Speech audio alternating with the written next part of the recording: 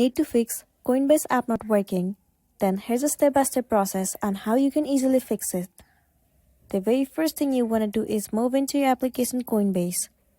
Once you're in the home page of Coinbase app, you simply need to refresh the page. Simply close off the tab and then reopen it. Sometimes refreshing the app has also fixed the issue.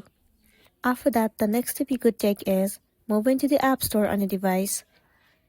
In the search bar, search for Coinbase. Move into this app. Instead of open, if you see the option of update, then you are not using the updated version of the app and it might be one of the reasons that you're facing this issue. In this case, simply click on update and update the app. Once you've got the updated version, the next thing you want to do is head over to the settings of a device and then move into general. Head over to iPhone storage, search for the application Coinbase, then move into it. Click on Offload App. Once again tap on Offload App. It will clear all of the unwanted bugs of the application. This should also fix the issue that you have been facing, and then you will be good to go.